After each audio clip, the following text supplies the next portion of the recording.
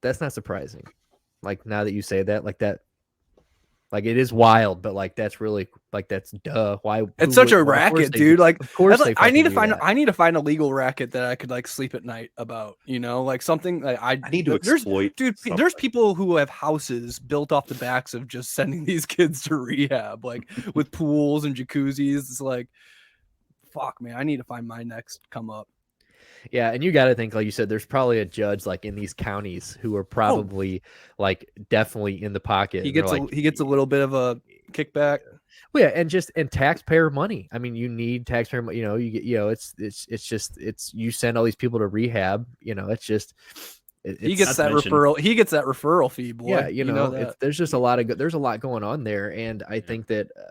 Same way, like, dude, when my cousin Zach, you know, when he went to the military, like, he only went because it was a fucking, like, when he either had jail or, like, military. You know what I'm saying? Like, he that didn't sounds fucking... like the plot. That sounds like the plot to The Longest Yard, but, like, way more. And now look at him. Now he's fucking, now he's G.I. Joe, you know, but he never wanted to join the military. He just was a piece of shit. And one day they were like, well, you're facing some fucking jail time here unless you want to. And then literally, and this was either like a couple months before 9/11 or a couple months after. I'm pretty sure it was like right before 9/11, or it was right after, one of the two. So it was like the perfect time for him to get like sucked through that shit. You know what I'm saying? Sure. And now he's like a Bill O'Reilly loving Trumper. So yeah. Military will do that too. Almost everybody I know in the military. Bro, when I would go out there and visit him, so just to fuck with him, and I used to take little Daniel out there, me and blind Daniel went out there, and you know he's cool. You know he's kind of like more right wingy kind of guy too. And I used to wake up early. I woke up before all of them, and I used to put CNN on every morning. And Zach would come out and be like, "Turn that fucking communist news network shit off." And you know, you got Daniel's like, "Yeah, turn that communist news network off." And I'm like, "Yeah, dude, fuck both of you." You know, Fox News exclusively. You can't even see the TV, Daniel. Fuck off. Yeah, I'm like, Daniel, one, I can't see anything because you're sitting in front of it. So you go, Daniel, this is CNBC, dude. This is a stock channel. He goes, I don't care. As NBC Cartoon Network. Yeah, nothing in the Turner family for me. Just goes to show that if you want to make it in America, just be a giant piece of shit, not afraid to step on people. Yeah. Which brings us to congratulations to the Colorado Avalanche for winning the Stanley Cup. Beautiful transition. Man. Dude. Congratulations to Stan Kroenke, motherfucker, you. Yeah, it just shows that you can be a piece of shit and have everything in life go right for you. I mean, between what he's now won with the LA Rams this past season, he won a Lombardi trophy. He wins a fucking Stanley Cup. Oh, you got it right there. What's the NLL? Is that some kind of made up lacrosse league or something? That's the lacrosse league. Yeah, they just won the championship. Yeah, I don't care. I don't care. They could win that for the next 25 years, and I wouldn't give a shit. But there's probably not a lot of money in that. Secured the 2026 FIFA World Cup at SoFi. A lot of money in that. Yeah, that sounds like a pretty good racket. And then the Avalanche. So yeah, guys like Stan Kroenke and Dan Snyder. They're doing okay. Dan Snyder's not a good They're doing all right. Yeah, they're doing pretty okay. Dan Snyder might not be doing all right though here soon. I mean, he keeps going where like he doesn't have phone signal, like keeps ducking fucking subpoenas. Like I don't know, man. He's rich. He's like Ted Kaczynski. He's just out in the middle of the fucking woods, fucking shit. Just writing a manifesto about cheerleaders and shit. About why the workplace had to be run that way. He's like, no, look, I had to. He's like, they weren't listening. He's like, these people weren't listening. Industrial football, and it's okay. Did you guys watch the final game of the series? Yeah, absolutely. I watched part of it. Yeah, I thought we were going to Game 7. Yeah.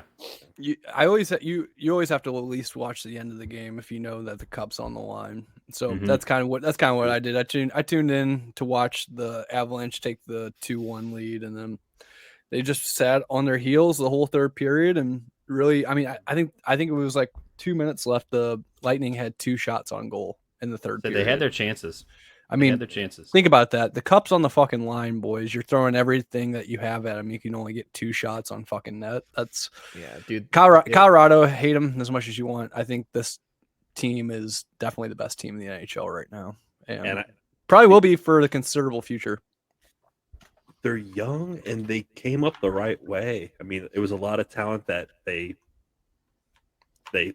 farmed up, and then they got lucky in some drafts.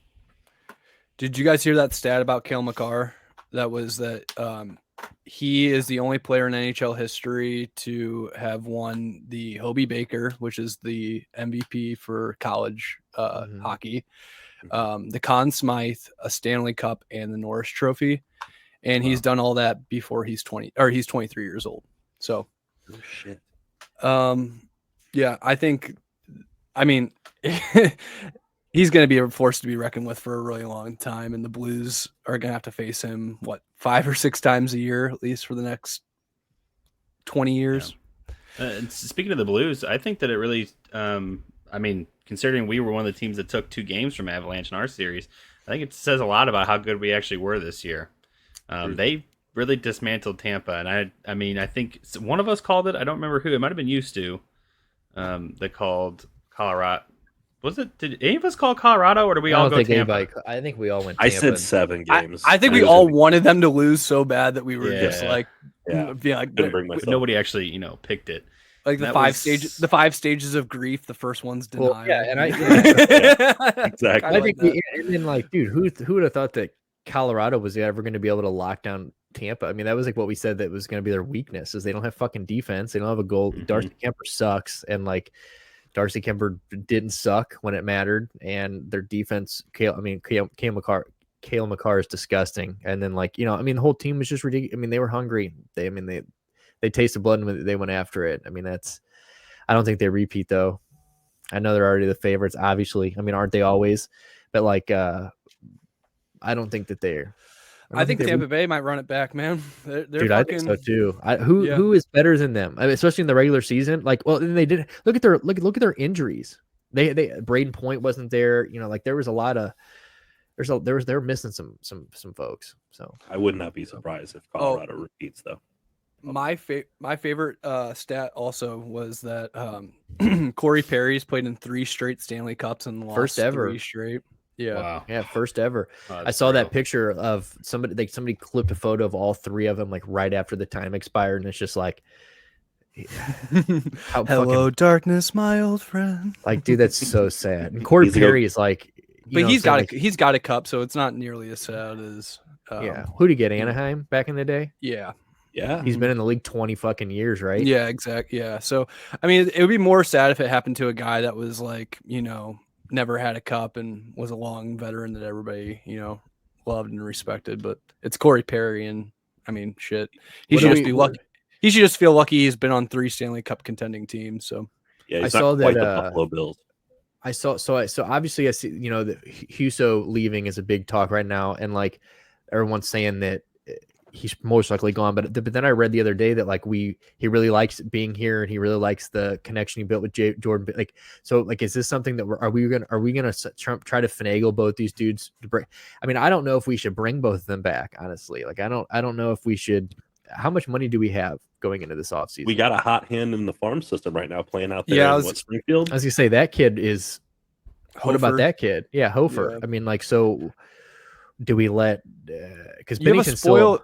Yeah, you have a spoiled riches in goaltending, and I don't know. It's always been the thing of the Blues, though, to never have to have 2 good goalies, but never to have one the right fucking one. guy that you don't like. That if he's not playing, then he's hurt, and you have like a defined backup. When was the last time we had a solid like goalie one, like Grant Fuhrer? I mean Ryan Miller for a little bit, but. I mean, I don't know. Brian Elliott was still really good. Brian Elliott, Grant Fuhrer. Well, and then Curtis Joseph came after Fuhrer, right? Chris Mason. Chris Mason was nice, yeah. But I mean, Chris Mason was Manny Legacy was probably. I was like Cujo. Cujo was after Fuhrer, right? He was after Fuhrer in between Turek. Cujo was before Fuhrer. Because Fuhrer was like 2000. Yeah. Yeah, Roman Turek was the President's Trophy year. Yes, he was. I have that picture still somewhere in storage where it's like all of them after, and it's just like we never won another game that year. We got destroyed by what, the Sharks? Was the it the Sharks. Sharks? It was the Yeah. Sharks or Vancouver. Yeah. Fuck, that's depressing. Well, Yeah. congratulations to the Colorado Avalanche. Yeah, but fuck Stan Kroenke. Fuck Stan Kroenke. Fuck the Avs. Denting the Stanley Yeah, Cup in dude. record time. In record. Pat Maroon couldn't even accomplish. Who that feat. fell? Who was that holding it? Mikko Rantanen. Mika Rantanen. So he trips, falls, eats shit, and then just. I mean, obviously that's not the first time, so they get that out, right? Oh, they buff that shit out. Yeah, they buff that shit out because I mean, it gets obviously dented every year, but this is impressively. Look at this quick asshole's timing. face up here, like in the top right corner. That guy's eyes are like, oh shit. That's a great reaction shot, though. Yeah, dude, that's actually really good. Nazem Kadri's telling everybody, like, you hate the guy, but like, the ultimate heel moment to be able to like tell the whole world to fuck off. Like, he's like, dude, kiss my ass. Sure. Like, you guys have always told me that I can't be a part of a winning team. Blah blah blah blah. And then it's like, he got it. You know, he got it.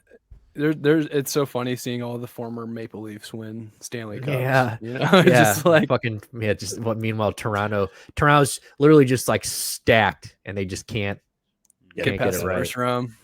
Can't get it right. Brutal life over there. But moving along to speaking of sports, the other big news is that Kyrie Irving has decided to stay a net for another year. Probably not even a year. If you look, Nick, what do you think about this? Oh, dude, oh baby, I think that. I think this is a major troll move. I think that Kyrie Irving knew what this was going to happen this whole time. And I think it's awesome that, so I'm not a big Kyrie guy because of the Cleveland thing. And, there's more things. Him winning you a championship wasn't good enough. Well, him winning, I'm always going to be grateful to the guy, but I just think he's just a locker room, not a very good locker room guy. I think it's kind of fucked up how he just leaves teams high and dry. Like, he told Boston, I'll be back. He tells all these. I just feel like he's always he can't stick to his word, and like I think he needs to decide on whether he wants to be a basketball player or a social like warrior. Which, look, if you want to be, I'm totally fine with him being. I think it's cool that you get to a point, and like the Kaepernick, like you get to a point and then you use your platform for good. Like if you want to do that and you want to like use your money and like be that kind of fight social problems, like to but do also that, show up for work. Yeah, but show up for work, or like, but here's the thing. It's not all about. He says it's not about the money, but then he sure as shit opts in for this $36 million deal. He doesn't show up for 90% of last year, and now he oh sure, I'll take that $37 million. It's just one of those things where I think he's just kind of iffy, but.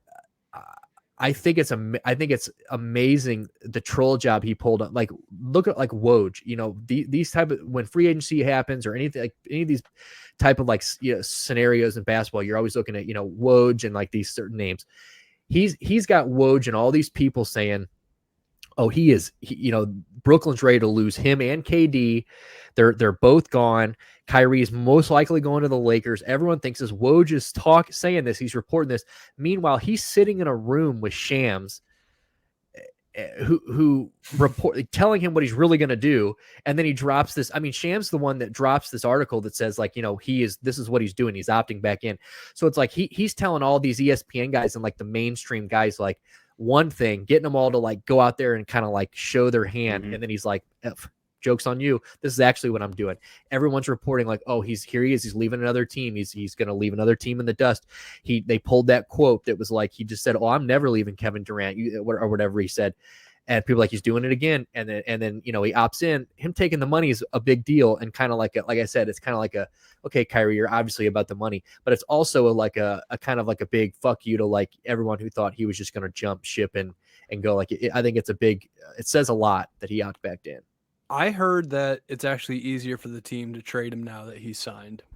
And I've heard that too. Yeah, I don't think he'll play a full season. And I'm not like saying that to make anything out of that, but it seems like in today's NBA, if a player wants off a team, I don't know how the leverage is on the player side for the last 10 years. They decide where they want to go. And if he wants to go play with LeBron, and I saw Draymond's comment. He was like, even if he goes to LA, they might be able to contend for a championship. They're not beating us. So it sounds like that it's what the NBA would want for Kyrie to go join the super team. But that would be, I mean, what that Russell just signed up for his contract extension, which I love the contract extensions that are solely in the benefit of the player and not the team. Like where he's just like, yeah, I'll take another 34 million and put up 12 points a night for you guys for a year. Like that. I love, like, John Wall has the best contract in all of basketball for that reason alone. Oh, he just got bought out, right? Or is he just got bought out. Yeah, he's made a Clipper in the last like 5 years. I think he's made like something like $80 million, and he's played like 2.5 seasons of basketball. Absurd. So I love the opt-ins. But yeah, I don't know. What, Pepper, what do you think? Do you think if Kyrie goes to the Lakers, do you think that's anything changes in the West? You know, I don't know if they'd become contenders if Kyrie goes to the Lakers. And regardless of the fact that I will always remember Kyrie Irving for hitting that step back in Steph's face, you know, any Cleveland fan will never forget that. But I think this was a bad business move. First of all, I don't think that you should really upset the guys at ESPN. They run the show for almost every professional sport, and they get the most eyes on their product. Running behind their back and doing the things that he did, there's no way that plays well in that room. Yeah. Regardless of how you feel, right. But, you know, not the best business decision. I don't think that Kyrie going there makes them a legitimate contender. We haven't really seen enough of Kyrie in the last 3 years to really warrant that kind of reaction. I think he's been deadly anytime he's been on the court. No doubt. Still putting up. No doubt. Yeah, still in his prime. And he probably will. You don't think a healthy Kyrie Irving, a healthy LeBron James, and a healthy Anthony Davis makes them at least contenders? Two of those are huge question marks. They were supposed to be contenders. Yeah, now. of course. Well, if all three stay healthy. Davis is gone all year, and LeBron James is still playing out of his mind, and the whole team is 40 years old. Hurt, you know. I mean, it's hard for him to do. But if you tell Kyrie Irving, because here's the thing: if anybody's going to get Kyrie Irving to show up to work consistently, it's going to be LeBron James. The only time in Kyrie Irving's career that he wasn't running off doing all this shit on the side was when he was under. His career has literally been a huge disappointment since he has left the wings of LeBron James. I'd agree with that. I think he knows that too, and he says he doesn't say that as much, but he really does talk highly of LeBron. Right, and I think that if he goes to LA, I think LeBron James looks at him and says, "You are now fucking with my legacy. We're not here to play games. You want to come to LA, like we're here to win." And I think he's probably on AD's ass too, because here's the thing: everyone knows that if AD's healthy last year, they probably don't win. I mean, I'm not saying they win or even get to the finals, but like they're definitely not missing the fucking playoffs. That's for sure. And like I think that he's getting to the point where he's like, look, like you said, I'm 40, pushing 40. I'm still top. I mean, I'm 1A or 1B and best player in the world. Still at my age, I'm barely minute restricting. I'm not missing games unless I'm really hurt. I'm still out here doing the damn thing. I think if he gets them together, I think that LeBron James is a leader enough to where he would get Kyrie Irving on the basketball court. If Anthony Davis can stop being soft as baby shit and get on the court, I think that, I mean, if those things happen, you don't think they're a contender? If those things happened, I think they'd be a contender, but I don't think those things happen. We haven't seen a complete. When was the last time? Actually, I'm not even sure. Has Anthony Davis ever actually played a full season of basketball? Maybe one to two. Back in New Orleans, I'm sure he did, right? I don't care. He can miss a couple games here and there. He just can't miss. He can even minute restrict. Like he's one of those guys that if he needs to take a game off every once in a while, take a few games off in the middle of the season, sure. But we can't have Anthony Davis missing 3/4 of the year. That's what I'm talking about. That's the difference. Now, yeah, I mean, if Anthony Davis goes down, sure, but Anthony Davis has had a few. I mean, look, the year they won, he 2 years ago he played a lot. You know, I mean, I mean, if you go look at his games played, he's played more games than I think people give him credit for. To give Andrew's side just a little bit of credit, though, I don't know if you guys saw that Instagram post that came out about Anthony Davis, and he mentioned that he hadn't shot a basketball since April. Ridiculous. Yeah, it's just ridiculous. Embarrassing. Yeah. I'm trying to see. I think career I've shot at stats. basketball since April. Okay, so in 2019 he played 62 games.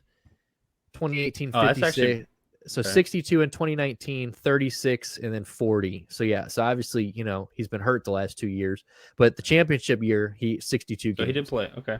So he And does he's have had at least 2 I would call those complete seasons. And If then you with the miss, Pelicans, 10, he's got 75, 20 75, games, though. 61, 68, 67, 64. Those are his Pelican Wow. years. That's So actually that's more than I thought. I mean, that's it's 10 always or 20 games a year.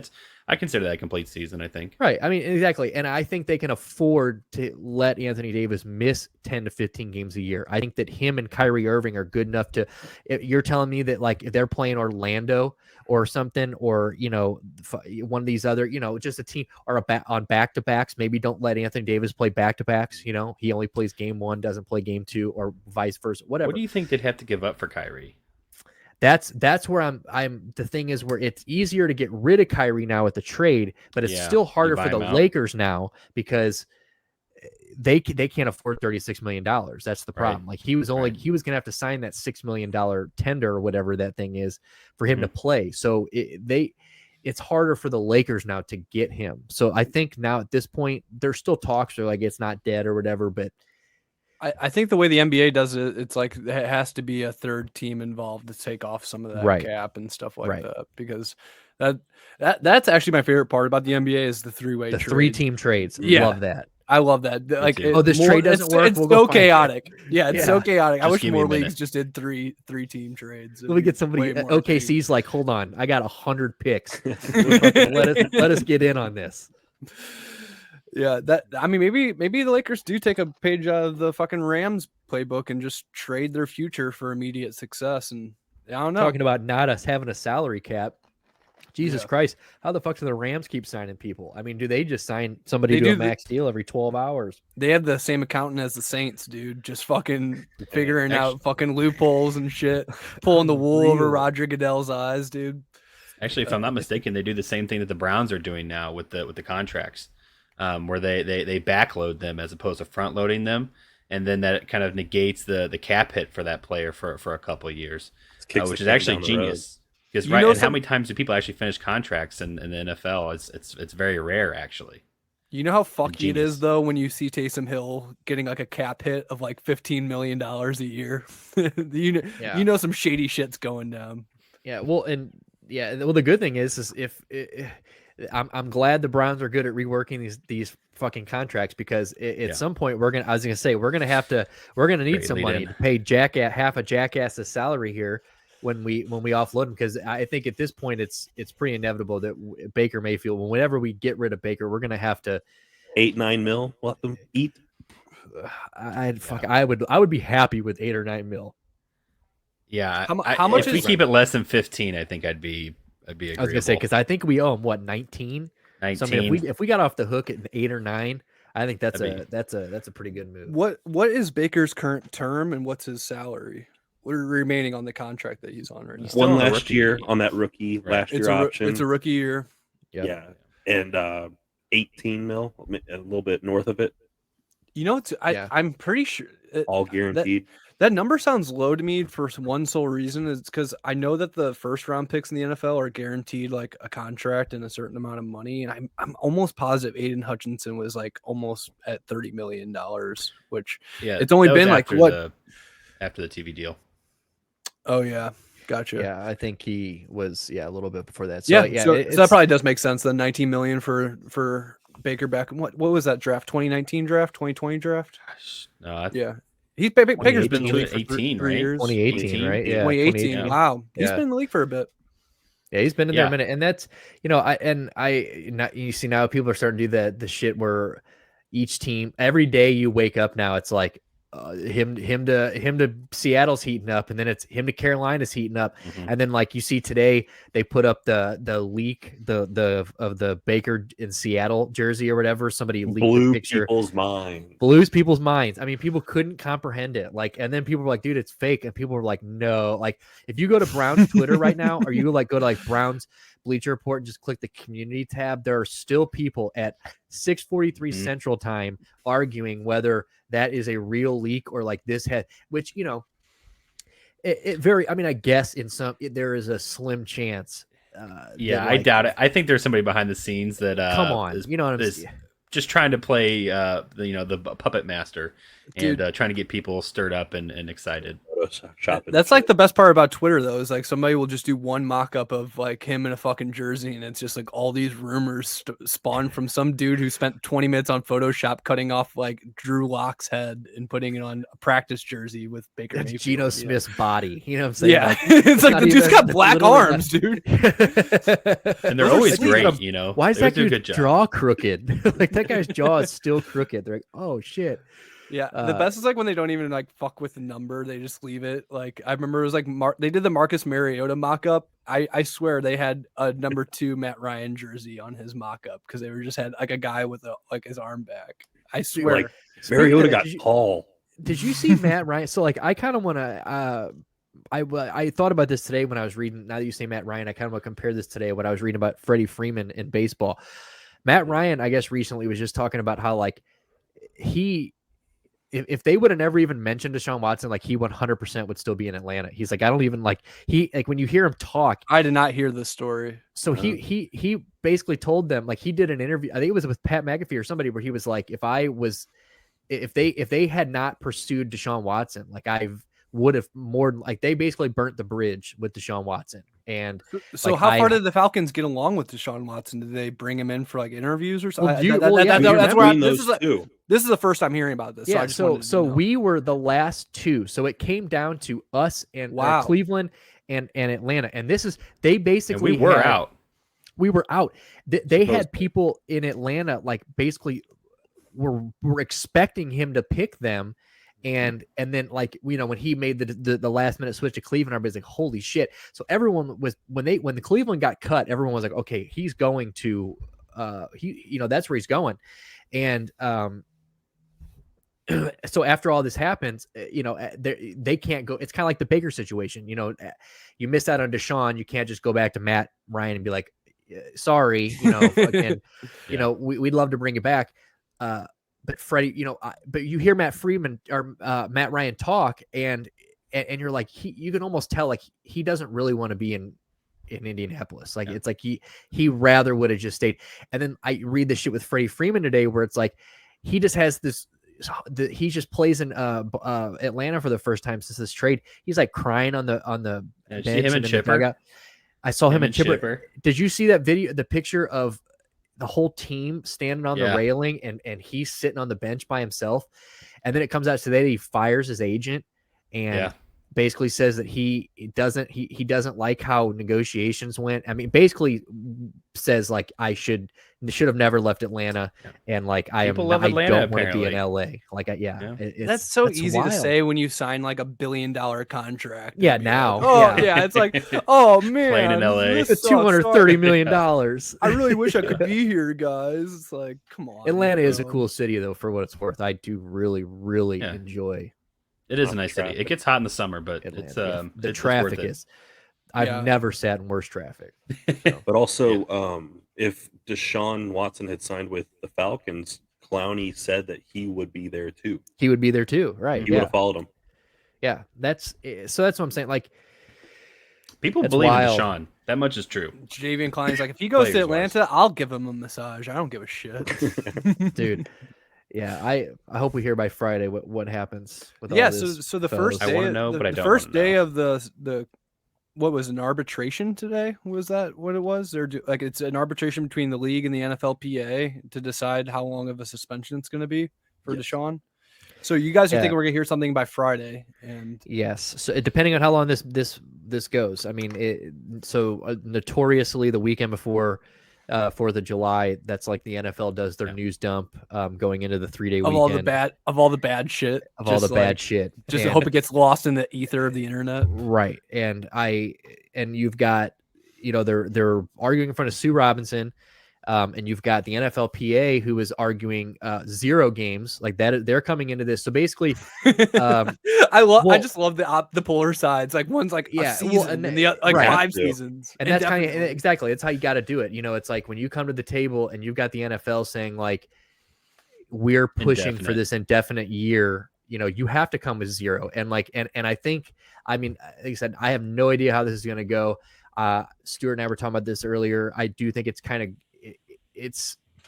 of a good sign that they pushed. The NFL this morning tried to make another last minute settlement where they were like, look, we'd rather settle this than to go to this, because I think they're under the impression, that neither side's really going to get exactly what they want. So there's more than likely, hopefully, in my opinion, I hope that we get something in the middle, 6 to 10 games. But who knows? I mean, who knows what Sue Robinson is going to think, I mean, they're of course they're going to be far apart on this thing. I mean, it's like that McDonald's $15 an hour thing. You're asking for 15 because you really want 13. You got to have some give or take. So yeah, obviously the defense has to go 0 games. He's already been out of the league over a year. The time served should count towards that. As a defense attorney and as the PA representative, that's the card you have to play. The defense is doing what they're supposed to do. Mm-hmm. I'm just really interested because I mean this is kind of I mean it's not unprecedented. NFL players do shit like this probably all the time, but it's the first time in kind of since the kind of post Me Too culture shift and things like that, where this is kind of unprecedented territory. And I'm really interested. I mean, just kind of from a league standpoint on how you discipline somebody like that when we know what the evidence is. There's no physical evidence. It's, claims against the players. He's in a civil court. He's not being criminally charged. There's just a lot of interesting variables that make this a really unique case that I think, is going to set a precedent for future sports and kind of these kinds of situations. You know what I mean? Yeah, this is a big one. I have a strong conflict with this one.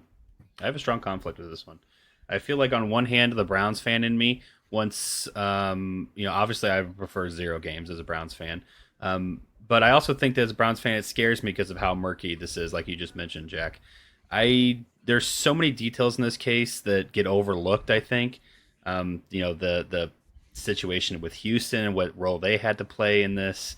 Yeah, they just got sued this week as being enabling it, but that was also, but I heard that was also proposed by Busby, the lawyer who's currently doing the allegations. Right. So again, who knows? Is that not to be expected? I would have, I would have assumed that if he was going to sue the Texans, he would have done this earlier because he's had all this information from the beginning. And so why is it just before the hearing that they're coming out with a lawsuit against the Texans? Because the computer keeps bringing shit out.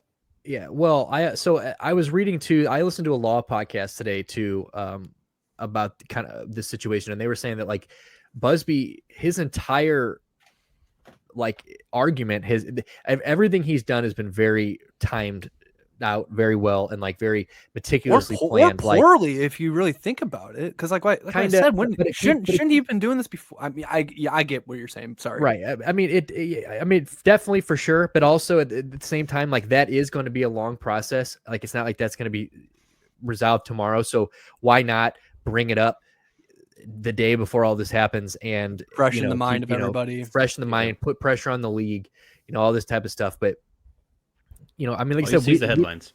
It's one of those things where this is the first case we have with this lady, a mediator, in the middle that jointly, appointed to this position. So, it's one of those things where, and I was reading, a lot of the last couple of days where they're probably not going to argue with her case too much. If she comes out and says 8 games, the league has the chance to appeal that, but they don't know if they're going to do that because how does that look to, in her very first crack at this, they tell her that she's wrong. You know what I'm saying?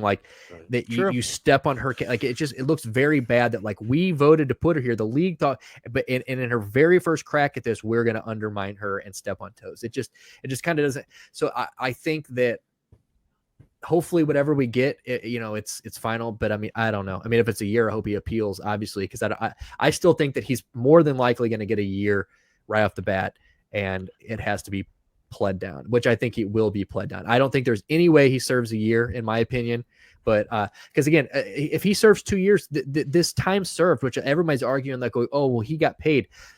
it's in the rules that paid time off, like you being paid leave like that is basically a suspension. It's a paid suspension is all that is he wasn't being played. Houston didn't want to play him. And if you suspend him for another year, say a quarterback's career is 10 years, that's 20% of his career he's now spent suspended on the sidelines. And you're talking about one of the best young players in the league, who you got to think that the NFL, when all this isn't around, they want this guy on the field because like he's going to bring eyes. He's a draw. He's 26 years old. He's in his prime. And, so it's one of those things where I don't know. Who knows? Yeah, if you like, I don't know if you guys go on like the NFL Reddit, but if you follow like any of those pages, anytime Deshaun's like all the comment sections are just like, he's guilty, let's execute him now. I think the reason why also I'm so interested in see how this comes out is that I think between the NFL, the NFLPA, you're probably going to get the best look of what really happened in this story than you will in the result of the civil case, because I think there's going to be, not that there's going to be more fact finding in the NFLPA investigation, but what you're going to have is like not a defense versus a prosecution or like kind of situation. You're going to have like people trying to come to a resolution that is not criminal and not trying to get money out of somebody. So as weird as it sounds, and maybe it's just how little faith I have in our justice system, I almost feel like you're going to learn more from this arbitration than you will probably from the civil court hearings. So yeah, no, I agree. And I agree. And I think that it'll be very interesting when a lot of people have brought this up too, that if this Sue Robinson, if say that, she goes, okay, well, you're pushing for a year. The NFL is pushing for a year, and then the Deshaun Watson's team says, okay, well, we want a discovery period now, which would now allow them to they want time to now look into they want the evidence against them. The evidence, right? Grants them the access to all the evidence in the Snyder cases. They can get into the Snyder stuff. They can get into the Kraft stuff. That's what this discovery period is. So like it basically says, okay, well, if our defense is going to be, if you're going to try to suspend him for a year and our defense is going to be, you didn't treat these owners the same way you're going to treat Deshaun Watson during this, if they're granted a discovery period, they now get to go through all the evidence from those cases.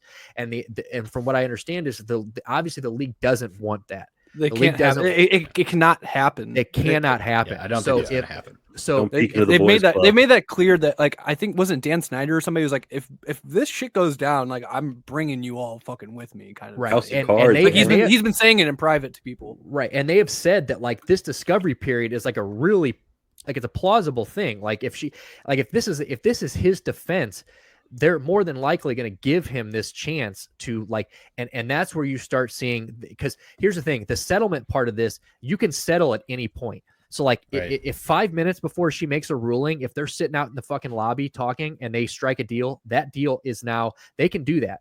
So if they grant this discovery period and now they're like, okay, well, you now get, access to all of these findings from these owners things, the Jerry Jones, the Krafts, the Snyders, that's when the NFL more than likely just says, okay, 6 to 8 games, 10 games, let's go. Let's do 8 games. Yeah. Cause that's what that's the leverage shift right there. If that discovery period gets granted to the PA, then they have all the leverage in this case. And by God, if the NFL, after they grant leverage or grant them the access to that evidence, it'll be like one of those things where the NFL is like, okay, 8 games. And they're like, how about 5? How about 4? Or else I'll tell you what's in Jerry Jones' text messages. Like, you know what I mean? Straight up. Kind of, I mean, and like you said, that is just shit that cannot get. I mean, like it's so shady that they'll just never let that get out there. Yeah. It's just not going to happen. Because I mean, at the end of the day, the NFL is a business, and it would it would hurt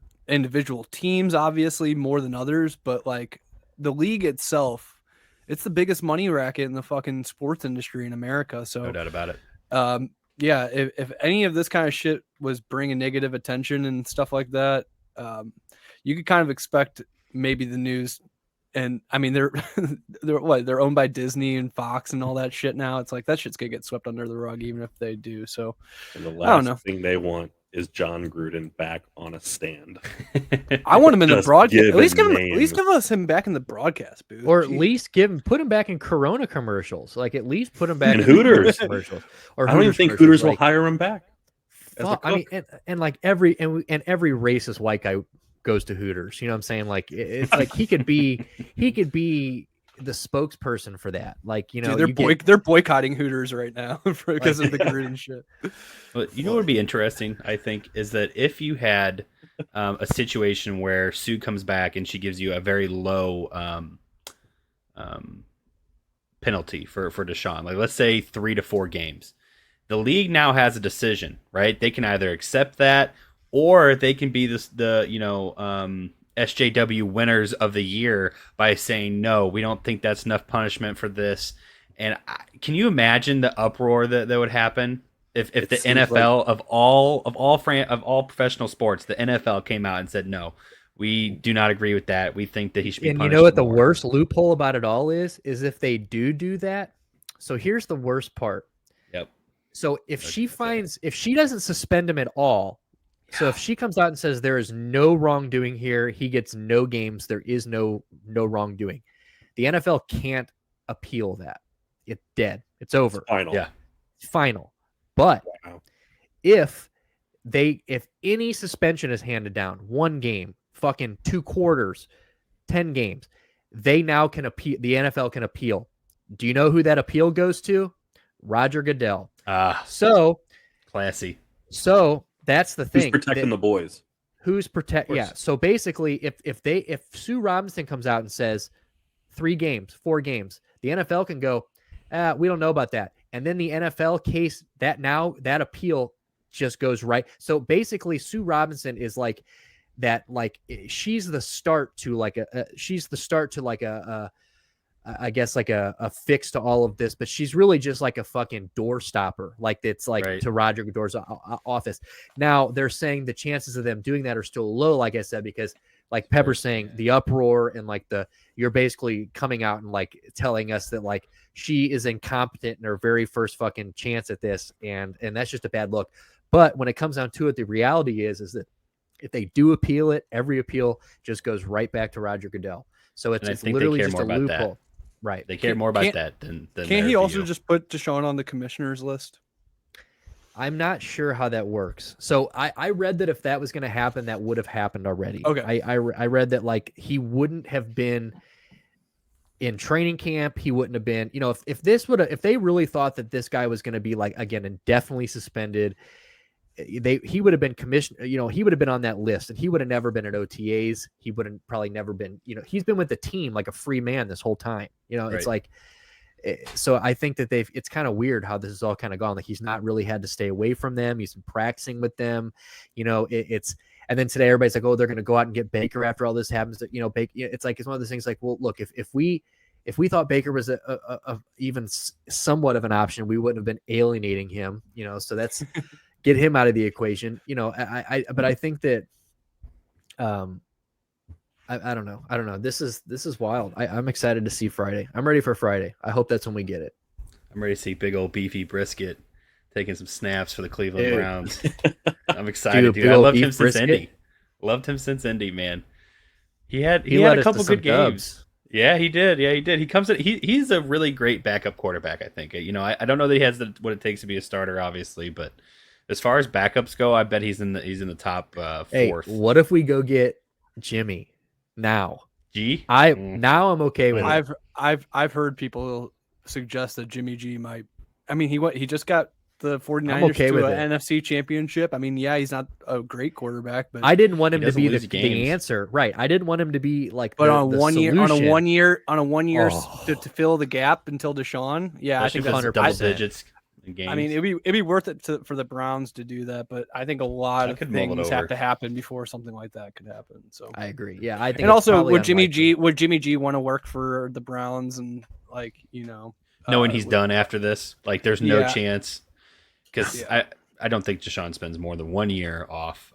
So, I don't think, like I said, I don't think Deshaun's gone more than 10 games. I mean, I knock on wood. I hope to God he's not 10 games. I think I'd bring Jimmy in. Honestly. What?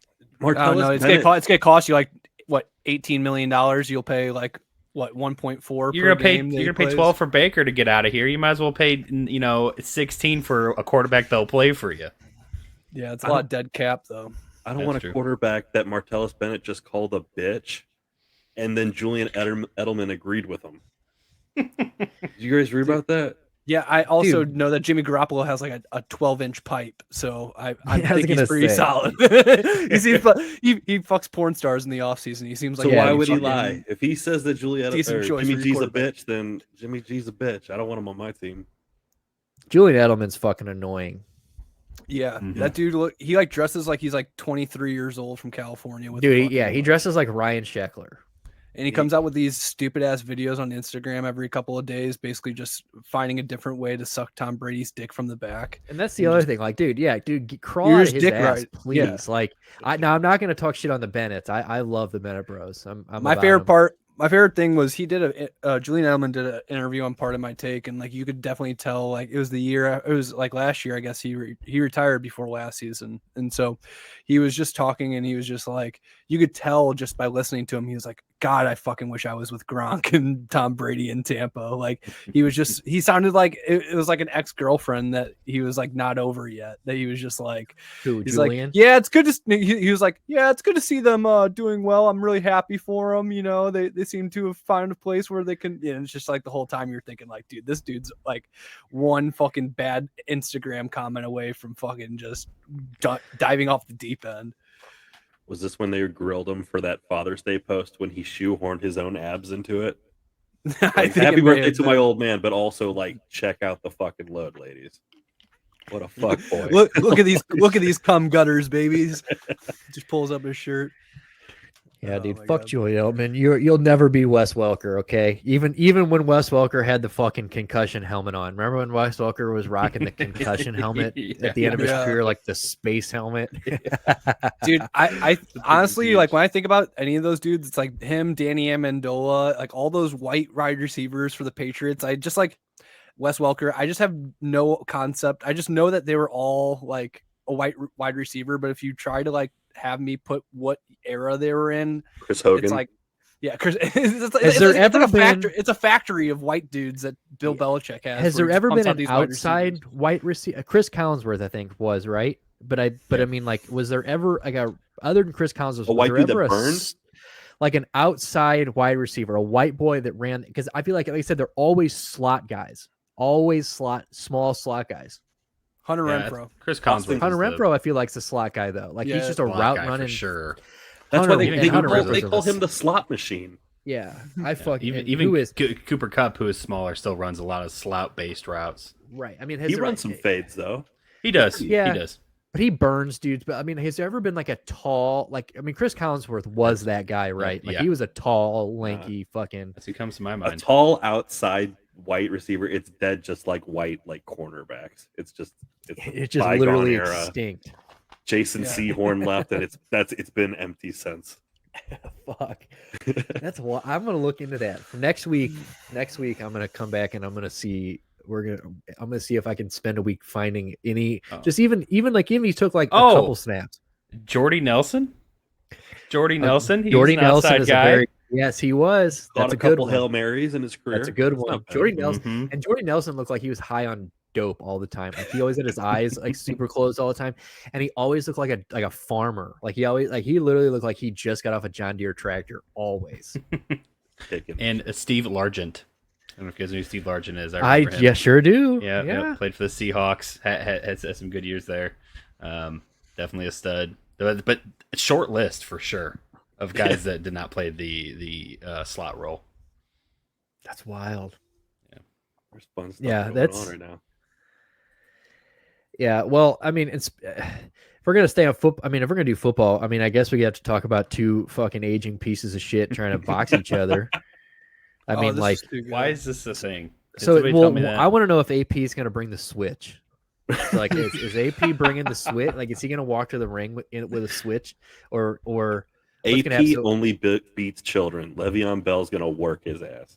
Really? Is that how you see this going? It's at 100% how I see it. You think Le'Veon? Dude, I think Le'Veon beats I don't him. know, dude. Adrian's dude. I'm fading you. So if you say Le'Veon, I'm going AP on this one. Dude, I definitely think we should do when is there a date for this, or is this just like in talks? They're still discussing it. No, that I thought I heard. Well, ESPN posted it like they had agreed to the contract and that they're fighting. I think they agreed to. They're fighting on some YouTuber's undercard. Yeah, so it's an ongoing series. I didn't know that. Dude, it's so fucking ridiculous that like YouTubers and TikTokers are like leading the boxing promotion world right now. Like, how the fuck does that work? Like, July 30th at Crypto Arena, formerly the Staples Center in LA. It's going to be part of the Social Gloves event held by YouTuber Austin McBroom, who will be fighting himself. So Adrian Peterson's 37. He's 6'1", 217. Yes. Bigger. Le'Veon is 30, so he's got 7 years. He's got 7 years on AP. 6'1", same height, but he's got about 10 pounds, 225. He's 225. So he's got about 8 He's pounds. bigger than I thought he was in comparison to AP. See, I thought AP might be a little taller, but I think Le'Veon is definitely a little thicker. Yeah, I guess and Le'Veon's been boxing for a long time. I remember like his like rookie year, he was posting videos of himself in the gym like throwing. So he's had more time to practice. I think AP. He wanted to fight Jake Paul. He pulled out the switch after Jake Paul knocked out Nate Robinson, and I think after he knocked out Tyron Woodley. He even said, he's like, bro, put me in the ring with Jake Paul. And it's like, Le'Veon, we don't need that. Nobody wants to see that. I didn't know Le'Veon had boxed before, so that I don't know. Yeah, he trains. That might change. That might change things for me on that perspective. I'm guessing he's going to be coming out as the odds maker's favorite on that, right? Yeah. No. I don't know what the odds makers say yet. Let's see. That's when you put the fucking paycheck, I guess, on Le'Veon. Put the mortgage on that shit. Dude, if Le'Veon's the underdog, I'm definitely throwing some money on it. Does AP need the money still? He was broke. AP, I just can't believe AP is doing this. Like, but maybe he needs the money. He might. Le'Veon opened up as a favorite. I can tell you that. Oh, for sure. I don't have the odds. Plus 140. That's a dude who's still 30 years old. So he's so Le'Veon's the underdog? No. No, I'm sorry. Bell is minus 180. The former NFL MVP, Adrian Peterson, is plus 140. I don't know, boys. That's actually like closer. Sounds like an easy way to double your money right there. Fucking nice little 180 bet. Get a little fucking nice chunk of change for getting that little beat down on AP, the child abuser. But is anyone here going to actually buy this pay-per-view? No. I'll rip it off fucking crackstreams.com or some bullshit, dude. I ain't paying for this shit. He'll be on Twitter. Whose undercard is it on? It's a bunch of YouTubers. Okay.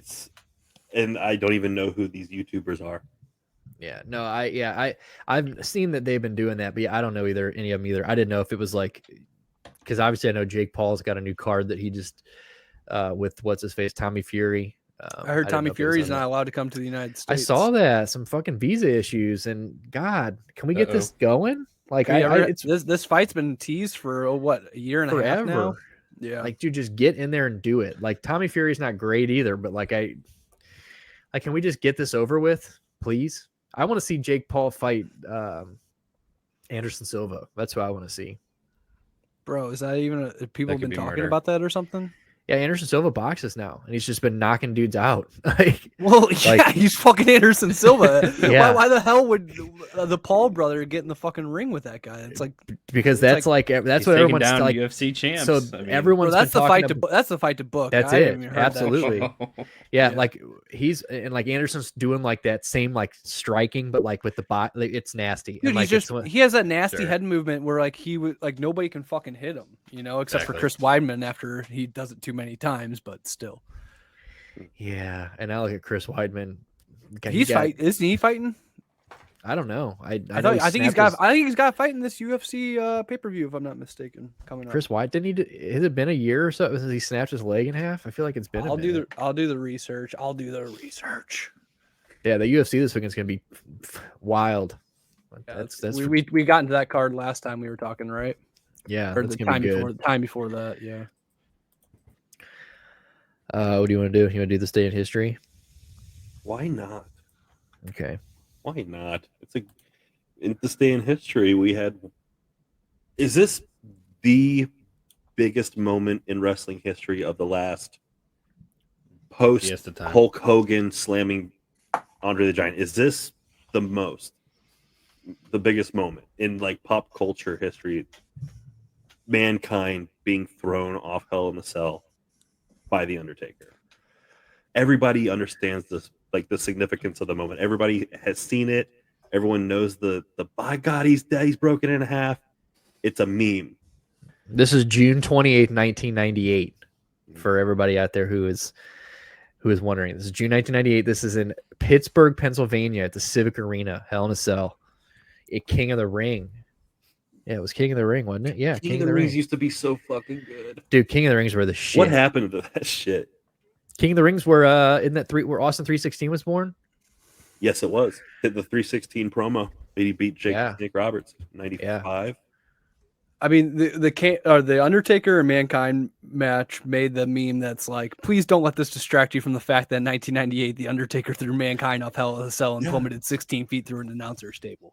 Like, my favorite. There was like 2 weeks, like 2 years ago, where like you would read these long stories on like a post, like it'd be like an Instagram like inspirational quote, and at the very bottom it would just end with, "And don't let that distract you from the fact," and just keep going. And I don't know. In terms of iconic moments, I mean, holy fuck, when JR screams, "By God, he's broken in half," I think he's dead.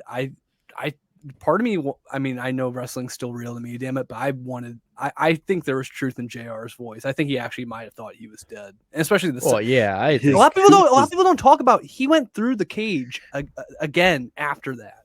He wasn't supposed to. And he went through the top of the steel cage. Yeah, none of that stuff was after like that. That wasn't supposed to happen. You look at like when he first initially climbed up and Undertaker grabs him by the head and it's like lead him, and Undertaker's foot goes through. That's like the precursor where you're like, oh, this is not supposed to happen. These fat because this is late 90s Undertaker where he's like kind of fat and he was getting chunky a lot. Fat Taker, Ministry of Darkness, Fat Taker is the best. But like, yeah, like they're like falling through the cage. They're not supposed to do that shit. Him going through the center of the cage, hitting that chair and knocking his tooth through his nose, not supposed to happen. Dude, and the fact that like he got like kept coming back to the ring. So like he gets like when he gets put on tax, so he gets and then they put him on a fucking stretcher and they wheel him out because it wasn't Terry Funk. Terry Funk was there, right? Terry Funk's the one Chainsaw Charlie. Yeah, Chainsaw Charlie, and he's like wheeling. He's the one that was out there like, bro, Mick, you cannot keep fighting. and like they're like literally trying to get him out there and get him off out of this arena, and he's like, no. He's like, yeah, let me get off this gurney and go back to the. It's like. Mick Foley is so there's never been anybody more hardcore, right? Yeah, I mean Tommy Dreamer, some assholes in Delaware, but that's about it. Yeah, I mean Delaware's a different dude. That they're wild up and down. If anybody out there is somewhat interested, Vice's special on Delaware backyard wrestling.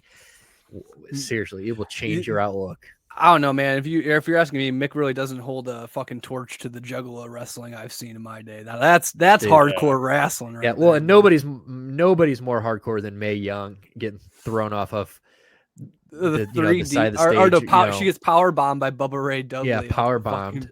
Did you know that she farted in his face when he did that? I did not. Yeah. There was like I'd have fainted. That ride along. Show that WWE did, he does the fucking Bubba bomb through the table and he has to have that like shocked face, like he can't believe what he just did. And meanwhile, Mae Young's legs are like straddling his head, asshole right there. And as soon as they hit the table, just and he had to like keep a straight face.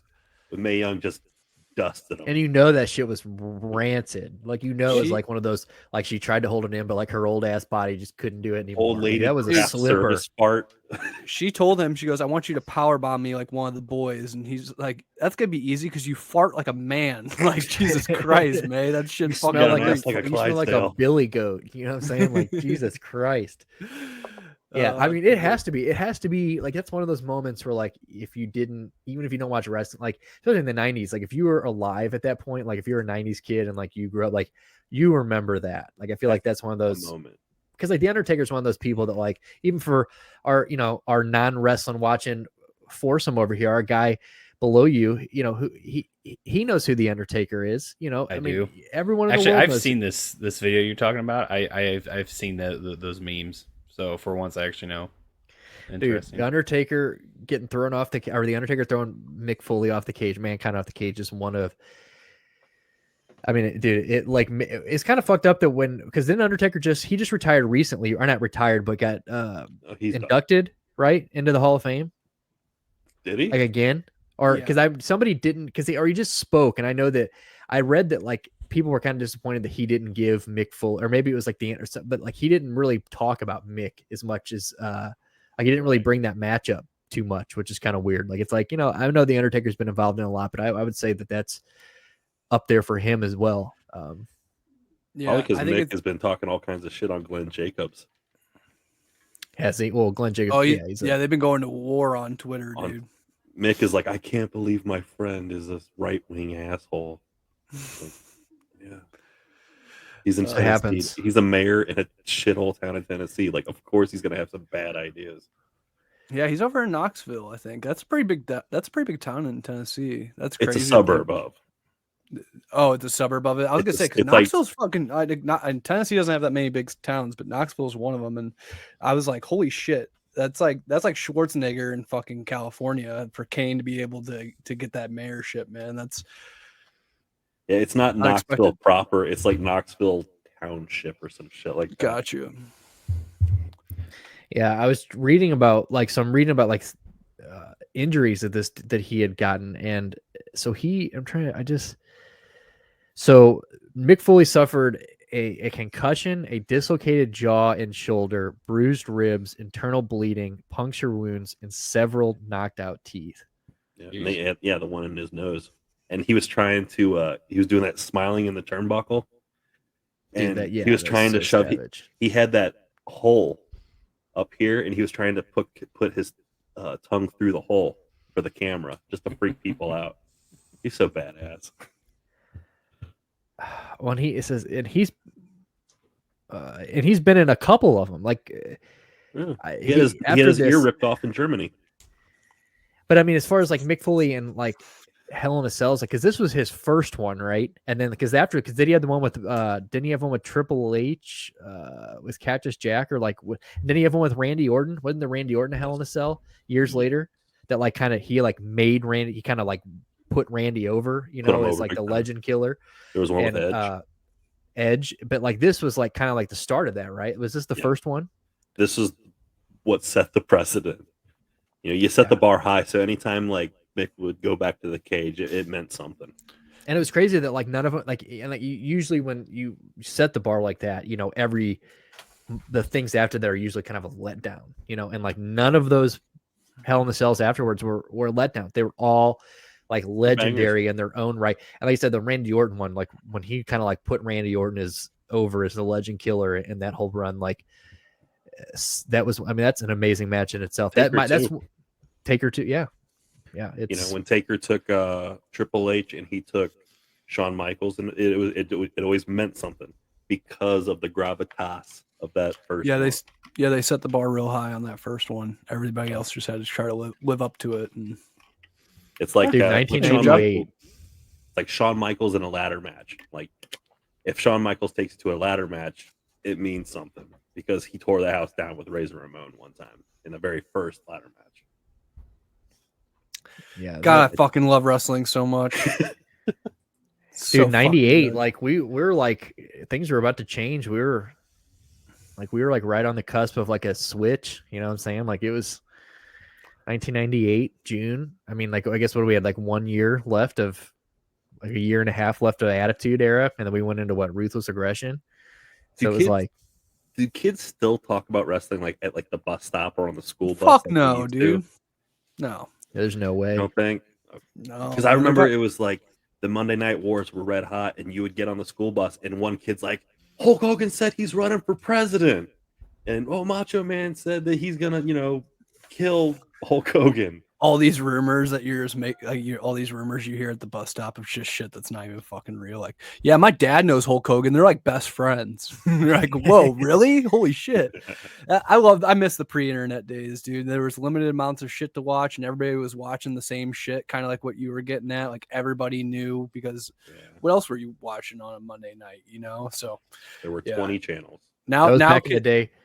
Back in the day when wrestling ended and the episode of Jag started. On USA? On USA. Dude, kids are fucking weird these days. You ask like a 10-year-old what he watches. He's like, oh, I just finished the Law and Order SVU series. You're like, why are you watching that? Jesus Christ. Well, Andrew just finished it. Fucking Andrew caught up. Dum. It's like, hey, it's an amazing. I mean, no dude, hate on Olivia. There is no hate. That is a grind that I will always respect. That at the age of 27 years old, Andrew Pepper, 28 years old, decided that he is going to watch Law and Order SVU from the beginning. Like they caught up. You've seen every episode? Oh shit! Yep, sure have. Oh, dude, it's actually. It goes really downhill in the middle, but it gets better at the end. Do you feel like you have like a different level of like darkness or coldness element to your personality or soul after going through something like that? I can tell you that I don't like dark alleyways anymore. Yeah. Did you literally watch Mariska Hargitay? Mariska Hargitay go from like through like 15 different. Dude, that's the best. Whenever they cut back to like some of the first couple seasons, everybody, I mean, looks so young, and they sometimes they'll bring back like old characters and stuff, and it's always a nice reunion. Ice-T still had the little pony. Yeah, dude. I feel like Law and Order SVU is that show that if you're like, if you're a comedian or like an up and coming actor, you're gonna get like a 5-second cameo. Like, and it's funny because like if you watch old Law and Order SVUs, you're like, holy shit, that's Bill Burr. Like, what the dude, fuck? You'd be surprised about there's how so many people. Yeah, there's so many people who got like a little from like almost every network too, which is what blows my mind. I've seen people from HBO, Netflix. I mean, seriously, like. I could probably, honestly, if I had to go back and count people that went on to do other things that are more well known for other things, I bet there's like 40 to 50 people. Oh, absolutely. Yeah, probably more than that. I always used to see like actors that I knew and like watching those old episodes. Do you have a favorite? So how many seasons are there now? 24. We're on 24 now. It's right one now, of the longest running shows. Right? Is that like one of those shows where they have like? Is that one of those shows where they have like 30 episodes a season too? They used to, but they shorten the seasons now. So yeah, they're definitely a lot shorter. NBC, more money for less work. Yeah. So do you have a favorite? Like, do you have one that sticks out of 24 seasons? Like, do you have one that you're like favorite seasons? 12 was just. Is there an episode that just makes you laugh and it shouldn't? I don't know about that. No, some of them are like actually some of them are kind of funny, like, and they're meant to be a little funny. Like, obviously not that part, but. You can tell when they're trying to work humor into the show, which is kind of interesting. It normally doesn't work that well. that's got to be the hardest writing job in the fucking world. Just writing comedy into a sex crimes fucking police unit. Special victims unit. Well, they always do those on like the like weird bank robbery where like I remember one episode like the there's like a bank robbery and like Olivia's in there, but it's like it doesn't really have anything to do. It's more like a hostage situation as opposed to like a sex crimes. And so, like, they try to do some funny bits in that one that's a little bit different. They like get to the end. Favorite, though. They get to the end of the episode on the bank heist. Like, oh shit, we didn't do anything sexual, and they like recut the tape, and the guy's like running in through the bank. He's like, everybody get on the ground, and he just grabs a girl by the titty, and then that's it. Ooh, actually, I think my favorite. That sparked a memory. Lawyer. Yeah, it did. It happens right after that, actually. Right after the titty grabbing. Yeah. Always a dead hooker. Alex Cabot was one of the lawyers on the show. Yeah, and for sure. She leaves and then she comes back like her own little end story, and she goes in a witness protection, doesn't she? Yeah, well, yeah, she tries, and then she gets wanting to do good, of course, and she gets dude, it's rough. Oh, like, dude, they don't hold back, dude. They don't hold up. back. Yeah, she does. She does. Damn. Okay. So anyway, sorry. I didn't mean to make it sad. I didn't mean it's okay. I didn't mean to involve her death. I didn't know she got fucked up. Damn. Okay. Yeah. she gets out of this car and like it's instant, and you just know it, and you're just like, oh, damn! She gets drove by. She gets drive-by'd. Yeah. Well, I don't know if it was a drive-by, but it was. Yeah, it was done. Damn! So he pulled up and just shot her, looked her right in her eye, and said, "Die." It was the mob. I can't remember if it was the cartels or the Ukrainians that got her. One of them went after her, and one of them went after Barba. So why are we saving them? Why are we defending the Ukrainians if they killed fucking Alex Cavett from Law and Order for You? Yeah. Because of their involvement in fucking what's that mini movie? The heist movie with the minis and Mark Wahlberg. Oh, Italian Job. Italian Job. Don't mess with motherfucking Ukrainians. Dude, if the Italian Job was actually an Italian job, nothing would get done, and they would just fucking smoke cigars the entire time and forget to rob the bank. No offense, nap. Hey, no offense taken. I never even saw the Italian Job all the way through, honestly. Good. Really? Have you ever seen any Jason Statham movie? I mean, it's just like that. It's just like I think Crank was Jason Crank Statham too. Seen Crank. Yeah, Crank. Yeah, I've seen Crank. Jason Statham has never been. That was the best plot line. I have to keep my heart beating, or else I die. So what am I gonna do? I'm just gonna have sex with my girlfriend in the middle of the town square. Like that scene was so unnecessary. But hell, Jason Statham acting is so unnecessary. I was gonna say, Jason Statham is just a poor man Bruce Willis to me. Vin Diesel found Jason Statham. If that surprises you at all, then I don't know. Is that really who found him? That does not surprise me at all. You were discovered by Vin Diesel? Yeah, wow. dude. Oh, Vinny D always drinks up this episode. Always holds a beer bottle by the fucking neck like this and drinks in all the fucking Fast movies. Like that's how the Hispanic guys do it, right? Well, he has to off-put it so people could question if he's gay or not. So he's like, how do I act? He's one of those guys that tries to act so straight that like you're like definitely gay. Like that, Vin Diesel is definitely a little gay. He's always trying to like up his cred, where he was like, I used to be a backup dancer for the Beastie Boys. And the Beastie Boys were like, who the fuck are you? Yeah, who are you? They're like, what? Turns out that Vin Diesel was like a Dungeons and Dragons playing dork as a kid. He definitely got beat up a lot. Yeah. Got beat up. Vin Diesel definitely got beat up, dude. And that's why he just wears a fucking turtle, or not a turtleneck, what is it, a wife beater around all the time. Like he just wears fucking. I feel like he dresses like Fast and the Furious all the time. Have you seen him between movies? No. When he is not filming movies, he must just eat tasty cakes or something, because is he a beef castle? He a little fatty. Dude, he is Beefcake 5000. He released a song like 2 years ago that was terrible, or like a year ago. I know I have it saved on my phone. Like I still, Vin Diesel makes music. It's like techno music or something. Is Vin Diesel this generation's Steven Seagal? Or is Steven Seagal just timeless? Dude, Steven Seagal is so fat and so like when he films and so out of shape that I don't think Vin Diesel actually looks good, at least during. Put that away. Yeah, Vin Diesel actually looks good, like bodied when he's filming. What's his dick didn't even fucking try, fat fuck.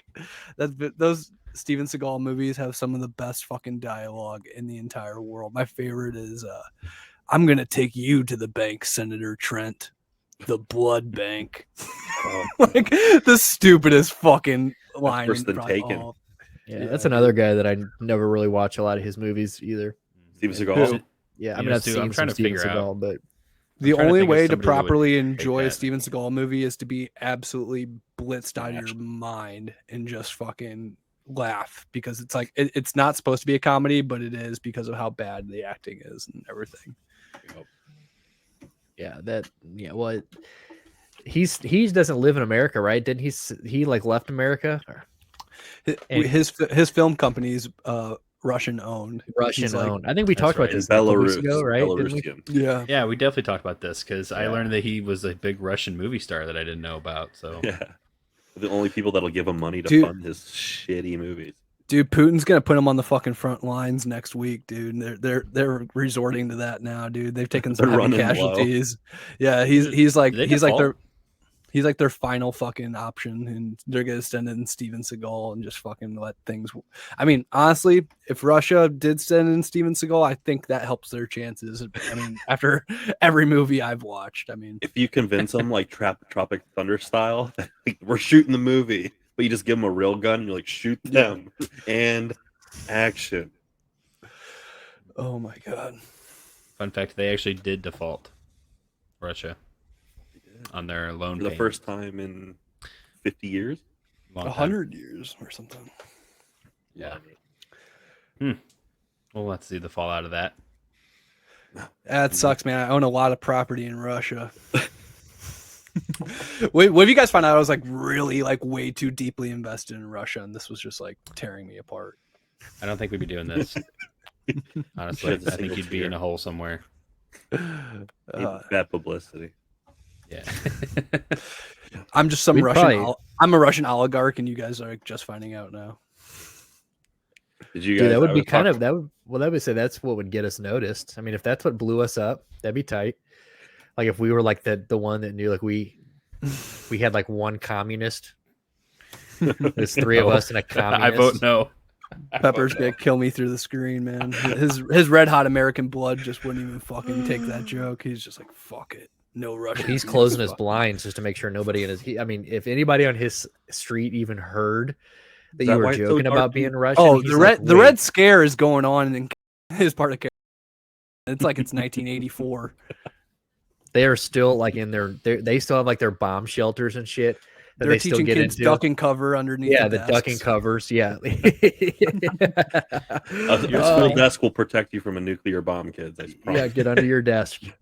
Oh my god! You can't even have bomb shelters down here. The ground is not good for sustaining. I say, do you have basements there? Do they have basements? I say no, basements. It's not popular, right? Yeah, because it floods so much. It wouldn't work. Yeah, do they have it's more along the coast, ground, like in like Louisiana? I don't know.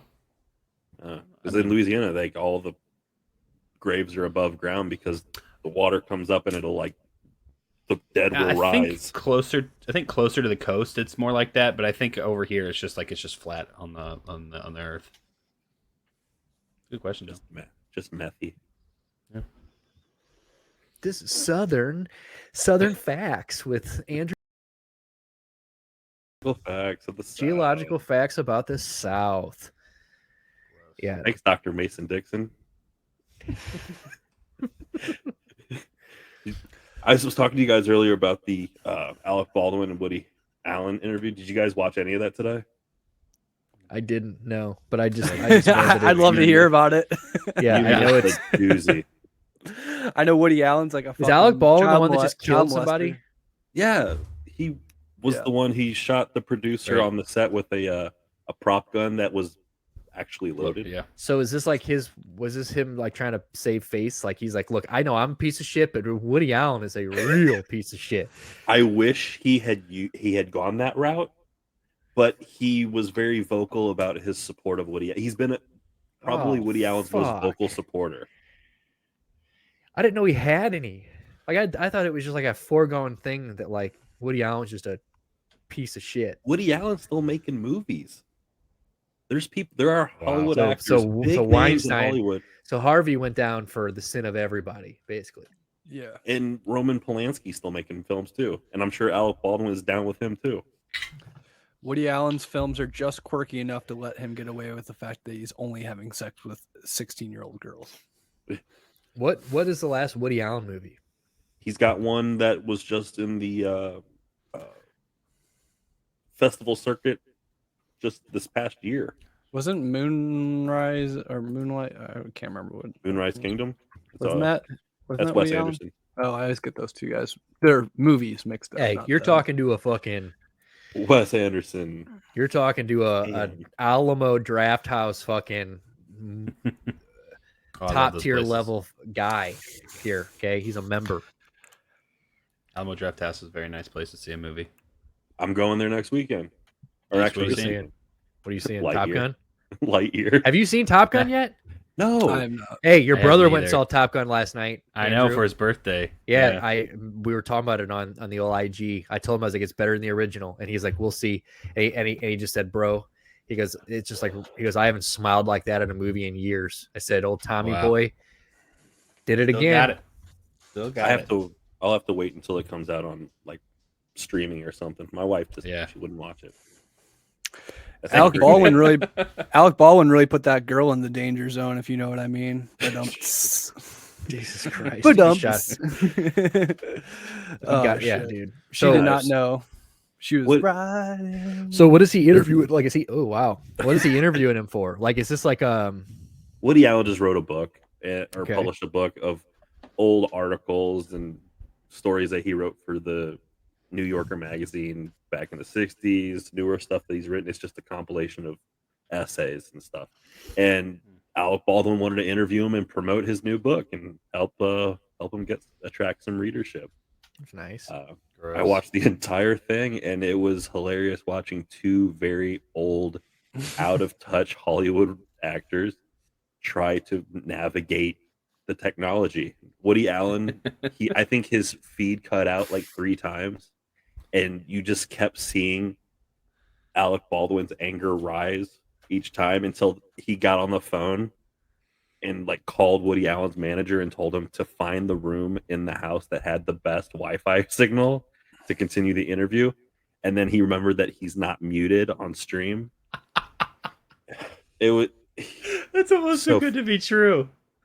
Oh god. It was exactly the train wreck I expected it to be. I'm so glad. I was at work. Should have been doing other things, but I sat there and listened to the whole 52 minutes of that bullshit. There was only like 2,000 people that tuned into that damn thing. I was one of them. Yeah, that's. I don't know if I don't know if I'm watch 52 minutes of it, but I definitely want to watch. There's got to be like a highlight video. I just want to hear Alec Baldwin freak out because that sounds funny. I want to see he's him, like a really angry guy, you know. He's like, if you don't find the room with the best Wi-Fi, I've got a fucking pistol and I know how to fucking use it. He's like, so don't make me load this prop pistol up and come over there. They're like, Alex, settle down. I knew it was going to be juicy. He goes, I knew it was real, you motherfucker. You think I fake shot that bitch? I knew it was going to be juicy. He's like, I'm coming for you next, Woody. And it's going to look like an accident. So I screen recorded the entire thing, but I will publish a supercut of the best moments of this thing and how horrible it was. So is this like that first thing Alex Baldwin's done since? So like, what has he been doing since all of that? Is he not going to get into trouble? So like, whatever happened with all that? I thought there was still like a chance he was going to get in trouble for that. Peep Alec Baldwin's Instagram, and you'll notice that ever since the shooting happened on set, he's kind of been laying low, but he's just like sharing memes. You can tell that he's just sitting at home, keeping a pretty low profile, and just like watching like TikTok. Dude, what a bad way to come back. Right. Interviewing Woody Allen. Your first thing you're going to do, and like he put it out there on all the media, I am interviewing my friend Woody Allen, a guy that just had that show on HBO. Was it Pharaoh versus Allen? Just in brutal detail talking about what Woody Allen did to his stepdaughter when she was 7. Putting his head in her lap, all this crazy shit, not wearing fucking underwear. It was gross. Alec Baldwin's a pretty bad dad too, from what I remember as well. So he is. Yeah, I'll know. Was he the one that screamed at that girl through the phone back in the day? Yeah, like the voicemail. Yeah, that was his daughter. He called her fat, an ungrateful fat pig or some shit. Yeah, fat pig. Yeah. Oh my god. They spent Father's Day alone this year, both of those guys. On the day that Alec Baldwin interviews a child predator, his daughter, her name's Ireland, she came out in support and admitted that she had a couple of abortions and admitted that she was raped. Today, she picked the spot. Good for her. She hates her father. Yeah, Good Tony Busby, take notes. This is how you drop truth bombs. Ireland Baldwin hates her dad. Alec Baldwin. He's like, yeah, how do you like that, Team Dad? America. You just call me a fat pig on the phone in front of the world. Yeah, it's pretty fucked up. He's such a douche. Yeah, I'm gonna have to watch that. I remember. Yeah, once you had told me that happened, I was like, oh wow. Baldwin did post the interview in full on his Instagram too, and it actually includes all the shitty parts. Like he just posted the full thing. Of course it does. He probably couldn't figure out how to edit it out. Yeah, he's at home now. That's what I'm saying. Yeah, he's at home. He doesn't have a team around him or anything. He's like, and he just hit post. Yeah, that's it. Like literally stop the recording and post it. That's good shit. I mean, so do we have? Okay, so if we're gonna talk about old decrepit pieces of fuck, we're going to Rudy Giuliani. Is where we're going. Do we have this, bro? This is the funniest thing ever. This is the funniest shit in the world. Him fucking getting patted on the back like this, and then he literally said it. He goes, "It was like I got shot." He said he felt like he got shot. Dude, oh Lord, it's brutal. Did you not see this, Jack? I saw the clip, but I didn't hear any of the response. He goes. So I don't know if the clip he's got is going to show. So it's, well, yeah, but it's not the one that has Rudy talking about. Yeah, so Rudy, there's one that I sent him that Rudy's like, he's explaining it. He's like, yeah, I was just standing there, and the guy comes up and he goes, he hits me in the back. He goes, and it felt like I got shot. He goes, I'm a 78-year-old man. He goes, good thing I'm in shape. He goes, because if not, he goes, I'd have fallen forward and cracked my skull. So, and you've seen the video. The guy literally pats him on the back and goes, "What's up, scumbag?" That's the best part. That's the best I didn't part. Hear that. Yeah. Oh my god. He didn't even move. Dude, this oh my god, dude. Staten Island guy pats him on the back. "What's up, scumbag?" So good. So afterwards he comes out, he says, "It felt like I got shot," is what he said. Like, what a fucking pussy. You get like less than a 5-star. You're wearing like both your like a jacket and a shirt. Like there's no way. Took down the mob. Yeah, and he's fucking complaining about a pat on the back. That's kind of the guy says, that's kind of a pussy take, scumbag. That's such a tarnishing of a legacy. That's such a good Staten Island dude thing to say. Like, hey, like, hey, scumbag, hey, fuck you. I'm fucking walking here. Fucking Joey Karate. You're killing all the women here. Oh, sorry, that was just too. Yeah, he cleaned up Times Square, Staten made it a Island tourist destination. He was the mayor during 9/11. He could have breezed through the rest of his life being America's mayor. He could have just shut up for the last 30 years. He literally could have just ridden off and just had a fucking legacy set in stone. And then he, like you said, so he takes his pants off in a Borat movie. He sweats makeup off his face on TV. Goes down at the Four Seasons Total Landscaping. Yeah, and then now it's like fucking. Now we've got he got 3-fingered on the back, and we're lucky he's still here. And the video I sent Stuart is good because at the end it's like thankfully Rudy Giuliani made it through this tragic event. You know, it's like the spin he's been putting on this. I mean, like you would think that like he survived an assassination attempt, like somebody was out to get Rudy. In reality, it was just some hippie. I wish they would do that shit they do in England where they throw like a fucking egg on their head. Like, have you seen that shit? Like Boris Johnson, their prime minister, got it a couple of years ago, and like Nigel Farage, the right wing guy in England, he got one too. But that's like if you're gonna do like a non-lethal political like attack like that, like throw some pig blood on them. Yeah, come prepared. Come prepared. Like, if Rudy's gonna pretend like he got fucking shot, at least make it like messy, you know. Hey, and fuck George Bush, both of them. But I'll tell you, the head movement when he ducked 2 shoes. Yep. I mean, that's. Have you ever seen this? There's a statue of the shoe that was thrown, that was made, and it's in fucking Iraq or Afghanistan. I can't remember where. Are you really? Yeah, they made a giant shoe, and it's like it's like bronzed, and the dude who like did it was like in jail for like a week until Bush like left the country. They're like, dude, you're good. That was sweet. like dude, they gifted him. We're gonna make a statue of your boot, like dude, like of your shoe, bro. Just gold-plated boots. Yeah, dude, that's funny. A real story. Yeah. Fucking Rudy Giuliani. Yeah, that's so funny. Like. I mean, the times have not been good for him. I mean, like, so where was he? So between 9/11 and so like between Bush and Trump, where the fuck was he at? Like, was he just like chilling? Or like, is he? I think he was working for the RNC for quite a bit. That's how he got into the Trump world. Pro bono he was working work. for he was working for the Republican National Convention. I feel like I just never fucking heard about him for those years, and then Rudy he has come storming back in the last. He wanted to run for year. president a couple of times. I think in in 08 he was he was primarying with McCain and shit. Like Do you? I don't. What Yeah, if he would have won? He would have imploded the whole party, and it would have been beautiful. But then again, I don't know about that, dude. Yeah, Trump didn't implode the party. So yeah, if anything, there's more Republicans now than there ever has been. So I don't know if that logic really works out. I think Rudy may have been a more of a moderate in hindsight. For a while, before the 2008, in 2007, he was the leader among polling for Republicans, but then he got dusted by John McCain. But there was a brief moment where they're like, John McCain came with the fucking war story and the I can't move my arm past here, and that was a wrap for old.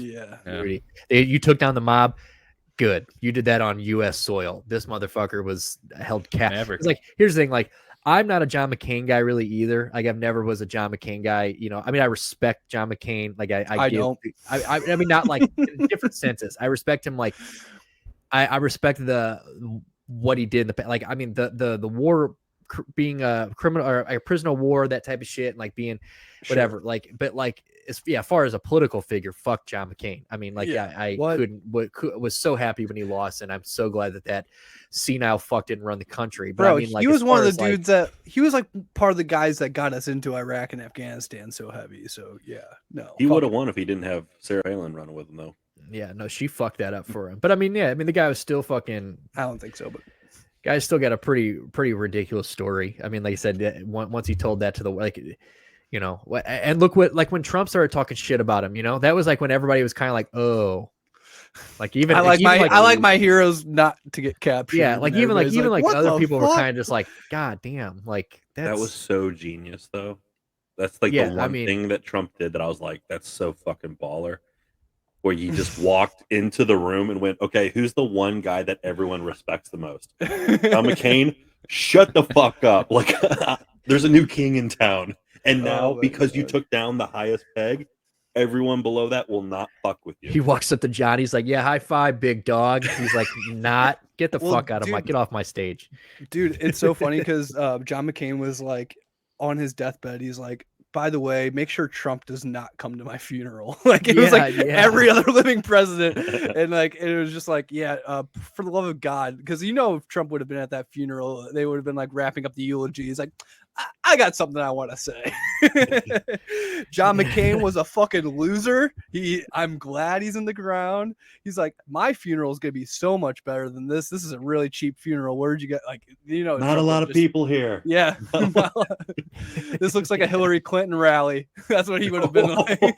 He just would have been fucking just laying it on thick, dude. He would, if he would have been at McCain's funeral, you know, Trump would have just been. Right now, McCain is moving so slow. I thought it was Joe Biden and Sleepy Joe. Just fucking turns a dude's funeral into a fucking campaign rally. Just fucking goes on for like 45 He's like, you know, minutes. the next funeral we're gonna be at's our president's. He's like, so vote for me, Trump 2024. It's so good. Dude. He's like, I see. What's John McCain's daughter's name? The one that's on The View, Madeline Kelly? McCain or Kelly? Yeah, I don't know. One of them. He's like, she's a fat pig. I see her in the audience. She's a pig. My daughter Ivanka, much more beautiful daughter, John. Sorry. It's like, look at the legs on her. Yeah, no, that's. God, how do we even get onto this one? I don't even fucking know. Because we want to talk about people that we like better than fucking Giuliani. Oh, Rudy, yeah. Fucking. Rudy. So we want to wrap this up, but do we want to wrap this up with? Do we want to talk about? I mean, I guess we don't have much time. Do we want to? Can we pull up a picture of what Kanye wore the other night? Is that ever gonna? Kanye West looked phenomenal at the BET. Did you see this, Andrew? No. You didn't see Kanye, dude, bro? Look at Kanye at the BET Awards. Dude, he was casing the joint, dude. Actually, Kanye? I thought that was like a picture of his outfit on a fucking mannequin. No, that's him. He was the mannequin. Bro, he gave a speech and like no one could understand him because he had all that shit on. He so it's couldn't like breathe, dude. If you can't listen breathe. to his speech, they were honoring Puff P. Daddy, Diddy. P. Diddy, Diddy Combs, whatever the fuck he goes by now. But they're doing the Lifetime Achievement Award for P. Diddy. Kanye shows up, wasn't announced. He shows up, wasn't going to perform, but he comes in with this like balaclava that he can't breathe in, so he keeps like Darth Vader in it. Yeah, I love people so much. He looks like a character in a snowboarding game you haven't unlocked yet. Dude, oh my god. SSX. Bro, the last boss. Yes. That's so wild. Like I can't believe they even got him to come to this, honestly. Like I mean, I'm assuming it's the P. Diddy. P. Diddy. What was the I think message? he was the guy Like- that broke him, right? I guess so. When I he don't first moved to New York, Sean was the first dude that was like introducing him to people. He's Yeah. in that Kanye doc on Netflix. Yeah. So yeah, they were honoring P. Diddy. It was Right. more or less like just what were they honoring? Was it 20 They were years or just something? pitching. They were just pitching Ciroc for people. It was just a fucking 30-minute Ciroc commercial. Go buy Ciroc.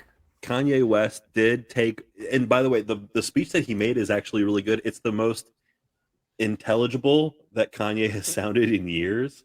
Like Wow. it sounded like he actually took his medication before he did this. But Clearly he still Clearly not. If it wasn't for the mask, it would be so normal, we'd be freaked out by it. But he So still what- managed to make one dig at Kim. Would you guys like to hear? Yeah. What was the dig?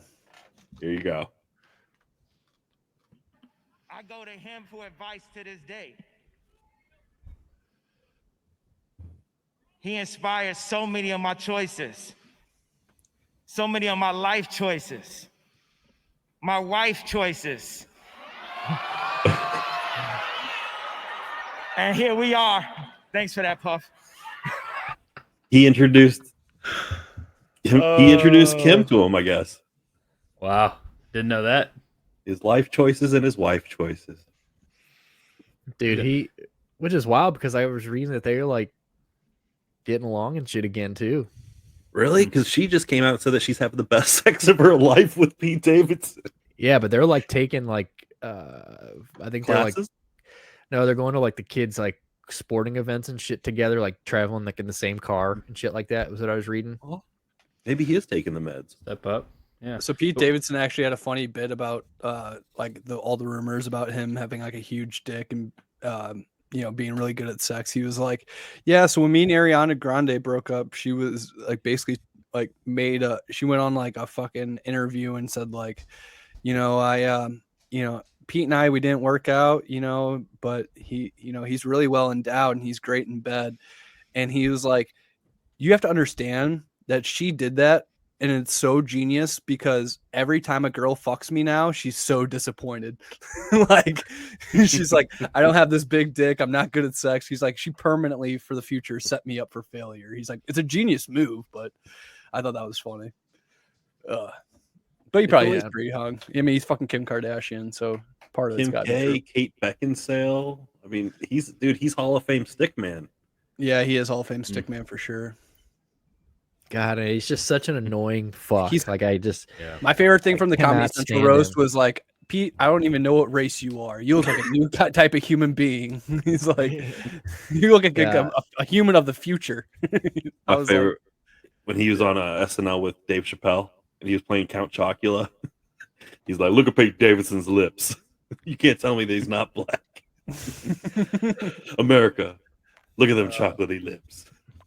Yeah, I've never been able to get into old Pete ever. Really? Yeah. I can't stand. I don't think he's funny. His stand-up's not good. It's not good. I have watched this Netflix stand-up, and it is not good. But the King of Staten Island film is good.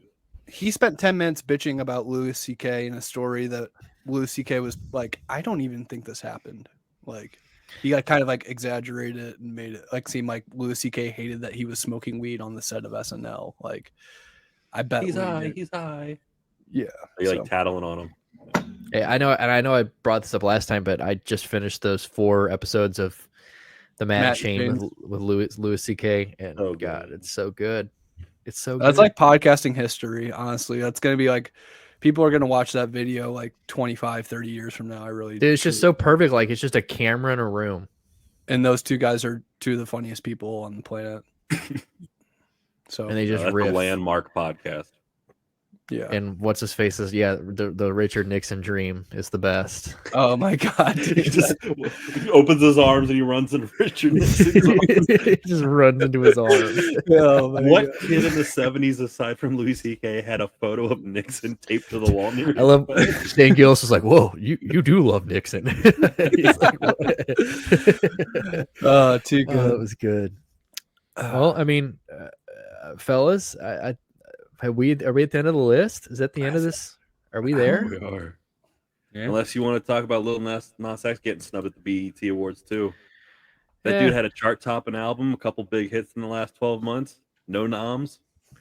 Hey, the moment he put Satan's blood in a fucking shoe, they were gonna. Done deal. You knew they were. You knew the masses were gonna nix that. And then he I saw that pole to hell and grinded on the Devil's. Yeah, and look, Jack Harlow, like I already think you're fucking lame as shit. And if your buddies, and if you're gonna like stick your neck out for your buddies, you know him and Nas X are like real good friends. Yeah, you know he showed up wearing the T-shirt, you know, the Lil Nas T-shirt. Yeah, it's like if you were really riding for your boy, like I would like if that was like one of you guys, and like I would just forego the nomination and not go entirely. Like I'm not showing up with your face on my, like I'm just not going. Like I think it's a better stick. Like, oh, okay, the guy nominated for fucking half of the rap album nominations isn't here because we're black.